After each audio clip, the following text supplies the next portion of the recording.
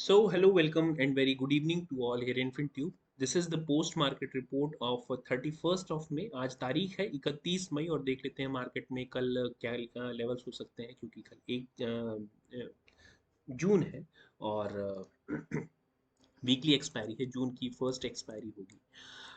तो देख लेते हैं इंपॉर्टेंट लेवल्स। हम अपना कल और आज सुबह की प्री मार्केट रिपोर्ट्स रिकॉर्ड नहीं कर पाए because of some personal other engagements. तो चलिए अभी देख लेते हैं कि मार्केट में लेवल्स क्या है। तो अगर आप देखेंगे मार्केट ने today was a completely gap filling day. अगर यहाँ पे बैंक निफ्टी की हम चर्चा करें, बैंक निफ्टी और निफ्टी की भी अगर आप बात करेंगे देखेंगे अभी बाद में कि ये कम्प्लीटली एक कल की जो गैप अप ओपनिंग थी मार्केट में, ये जो गैप था मार्केट ने आज उसी गैप को फिल अप किया है। हालांकि कुछ रिट्रेसमेंट नीचे तक का भी लिया है अराउंड दीज लेवल 43,860 तक का। हमारी एक्सपेक्टेशन थी कि हो सकता है मार्केट थोड़ा और नीचे आ जाए अप टू दिस एटलीस्ट 43,750 तक, लेकिन मार्केट ने 43,860 या 850 तक ही अपना मोमेंटम दिखा या रिट्रेसमेंट किया। एक दूसरा पैटर्न भी आपको यहाँ पे देखने के लिए मिलेगा, इन्वर्टेड हेड एंड शोल्डर का फॉर्मेशन। अगर ये एक्टिवेट होता है, एक्टिवेशन कब होगा इसकी भी चर्चा कर लेंगे। इसका एक्टिवेशन या थ्रेड लाइन जिसको हम नेक लाइन कहते हैं, ये दैट कम्स अराउंड जहाँ पे इसने एग्जैक्टली जहाँ पे क्लोज दिया है 44,150 के आसपास जो क्लोज दिया है, ये इसकी एग्जैक्ट नेक लाइन है। इसको अगर हम रीटेस्ट करके, अब इस चीज़ का ध्यान रखिएगा, हमें सबसे पहले इसको रीटेस्ट करना होगा और इस तरह का फॉर्मेशन अगर बनता है यू फॉर्मेशन, तभी इस लाइन को जब तक हम रीटेस्ट नहीं करते हैं अराउंड दिस 44,080 के आसपास, 44,080 के आसपास हम आके रीटेस्ट नहीं करते हैं और फिर अगर हम ब्रेक करते हैं 44,150 का, हमारा फर्स्ट टारगेट 100 पॉइंट्स का होना चाहिए, 100 पॉइंट्स का टारगेट होना चाहिए। 44,255 के आसपास हमारे पास फर्स्ट टारगेट होगा। 15 मिनट की कोई भी कैंडल अगर इस लेवल के ऊपर क्लोज होती है तो हमारा सेकेंड टारगेट और रेजिस्टेंस पॉइंट होना चाहिए 44,490 से लेके 500 की जो जोन होगी, ये हमारे लिए सेकेंड टारगेट का काम करेगी। इंट्राडे लेवल पे चूंकि कल बैंक निफ्टी की और निफ्टी की एक्सपायरी है, वीकली एक्सपायरी है, तो अगर 12 बजे के बाद अगर ये अपर साइड का 44,500 का लेवल टूटता है, तो फिर 12 साढ़े 12 बजे के आसपास या 1 बजे के आसपास अगर ये टूटता है तो फिर हमारे टारगेट कुछ और लंबे हो जाएंगे, यानी कि 44,700 तक के टारगेट हम देख सकते हैं इंट्राडे लेवल्स पे ही। शॉर्ट कवरिंग आएगी। शॉर्ट कवरिंग आपको मालूम है कि जब भी शॉर्ट कवरिंग आती है तो इसके ऊपर तक के लेवल इवन 44,800 और इवन 45,000 तक के लेवल को भी हम टच कर सकते हैं।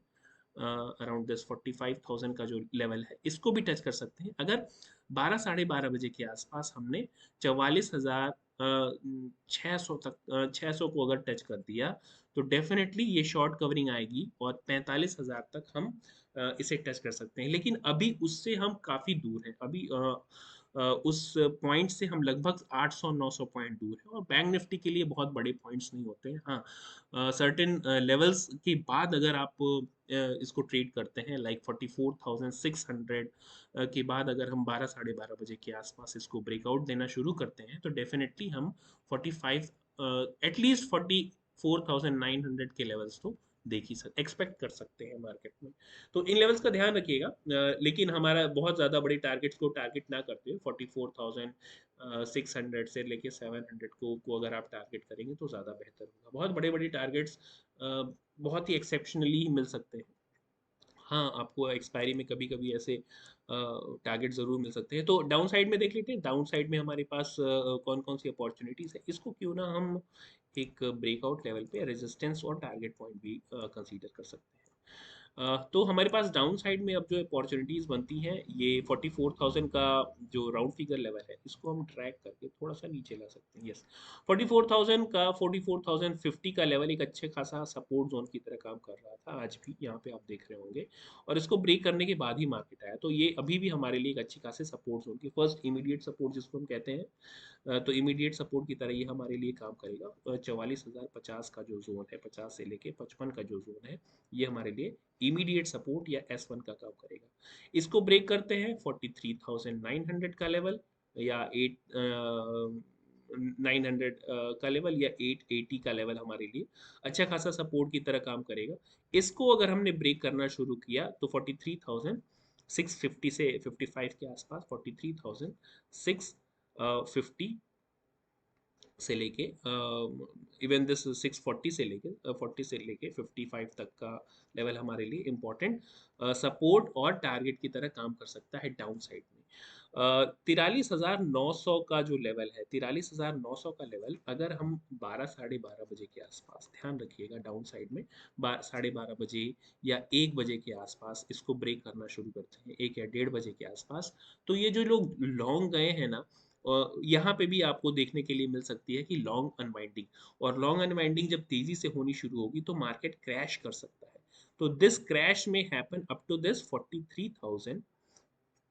390 से लेके 400 की जो जोन है, तो ये भी एक डाउन साइड जोन हमारे लिए ओपन रहती है, लेकिन मार्केट में अभी उतनी बियरिशनेस नहीं देखी जा रही है।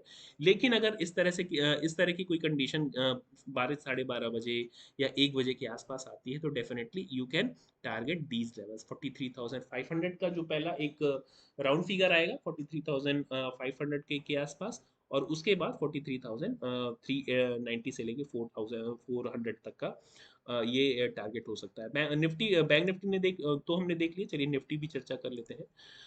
निफ्टी में भी आज गैप फिलिंग डे ही था, और ये आप देख सकते हैं इंपॉर्टेंट लेवल्स जो यहाँ पे हमने अभी फाइंड आउट करके रखे हैं। तो these are the important levels, I hope you will be marking in your chart. यहाँ पे भी आप एक head and shoulder formation, inverted head and shoulder formation देख सकते हैं, और इसका ब्रेकआउट आएगा एग्जैक्टली अराउंड 18,560 के आसपास। 18,560 की ये जो जोन होगी, ये इसका ब्रेकआउट जोन माना जाएगा। तो ये 50-50 पॉइंट्स का टारगेट भी आप यहाँ पे 50 या 40-50 पॉइंट्स का फर्स्ट टारगेट और रेजिस्टेंस भी क्रिएट कर सकते हैं यहाँ पे। 18,600 का आपका फर्स्ट टारगेट होना चाहिए। यहाँ पे मार्केट अगर इसको ब्रेकआउट देता है with any kind of 15 minute close above this 18,600, 18,600 के ऊपर कोई भी 15 मिनट के कैंडल क्लोज होता है तो इसके बाद आपका टारगेट होना चाहिए 18,660 के आसपास, राइट।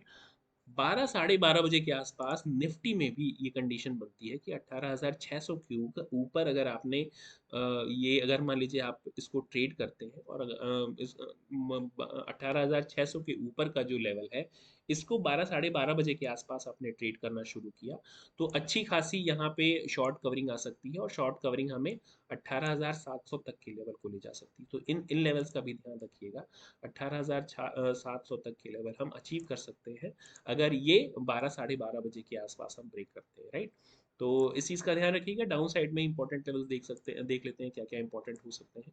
अभी हमने जो क्लोजिंग दे रखी है 18,520 के आसपास की क्लोजिंग है, और इमीडिएट सपोर्ट देखिए अब हमारे लिए 18,500 का जो लेवल है, ये इमीडिएट सपोर्ट का काम करेगा। तो 500 से लेके 490 का जो जोन है, ये नो ट्रेड जोन और काफ़ी क्रूशियल जोन होगा। हाँ, 490 अगर आप ब्रेक करना शुरू करते हैं any with any kind of bearish candle और बियरिश पैटर्न, अगर मैं यहाँ पे कहूँगा कि 15 मिनट की कोई कैंडल इसके नीचे ट्रेड करना शुरू करती है with any kind of bearish hammer और bearish engulfing kind of candle यहाँ पे बनता है कोई, या फिर कोई बियरिश पैटर्न आपको देखने के लिए मिलता है, तो डेफिनेटली आपका फर्स्ट टारगेट होना चाहिए 18,420।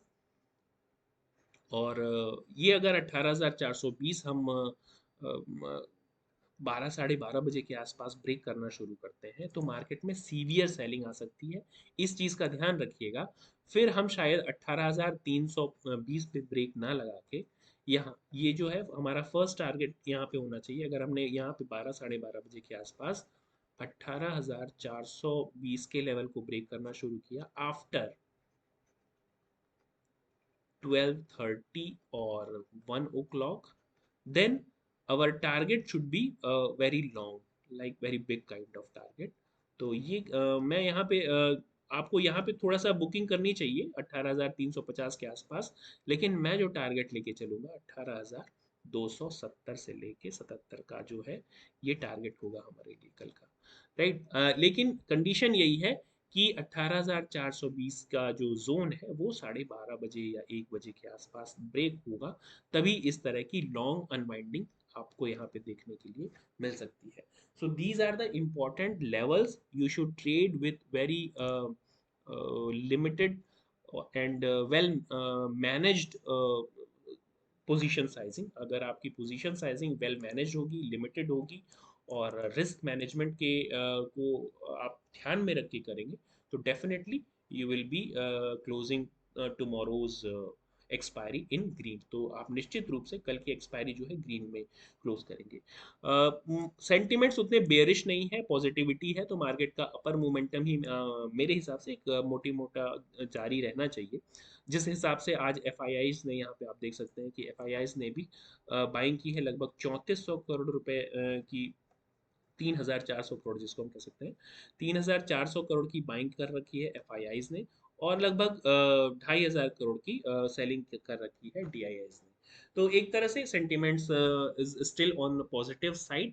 सेंटिमेंट्स उतने भी बेरिश नहीं है कि हम मार्केट में बहुत ज़्यादा बेरिशनेस देख सके. और आई hope you will be marking ये लेवल्स काफ़ी इंपॉर्टेंट है प्राइस एक्शन के साथ और ओपन इंटरेस्ट के साथ. अगर आप इनको सिंक्रोनाइज करने की कोशिश करेंगे तो definitely you will be closing your tomorrow's expiry in green. That's it for today. Thank you very much.